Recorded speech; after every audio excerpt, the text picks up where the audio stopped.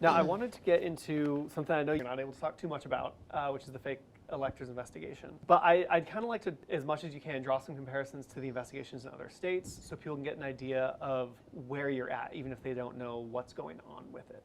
I think I know where you're going with this, but anyway, go ahead. Yeah. In Georgia and Michigan, Yeah. it took, they were working on it before you were in office. So it's Yeah. been 2+ years before they were able to issue any sort of indictment or announcement that people were being investigated even. Yeah. Would you say you're on a similar timeline, or? I think it's hard to draw those kinds of comparisons because each of the states that have announced that they are investigating are looking at different elements and have different scenarios that they're looking at. Georgia took 2 years. Fani Willis obviously had about a couple of years head start on us. And so I think it's really hard to compare the states. I know that people want to put a timeline on this and they want to kind of like make educated guesses and trajectories and those kinds of things.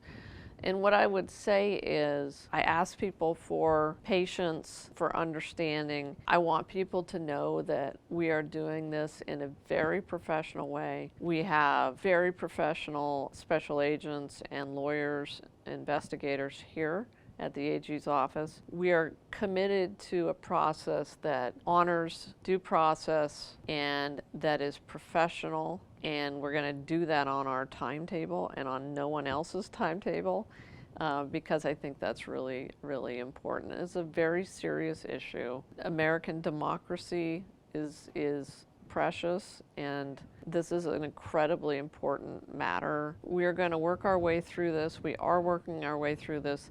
The other thing I would say is we'll let people know when we're ready to let people know when we have something to announce. My predecessor had a habit of sort of doing midstream updates in an investigation, and I don't think that's a good idea. It's not a speeding ticket. There's not a lot of precedent or case studies where you can look back to look at the fake electors in the past. Yes.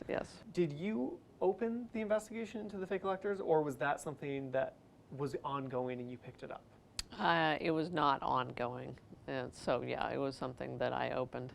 Okay, so you've been working on it for maybe up to 10 months. Yes, it's something that we've been working on since I became Attorney General. Yeah. Okay. In our slate of people who signed on that document, there were a few currently elected lawmakers. Will an elected official will their situation be handled differently than?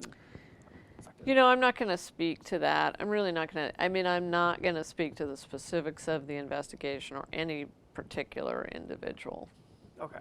State Senator Jake Hoffman. In 2020, he ran and operated a troll farm to spread misinformation about the 2020 election.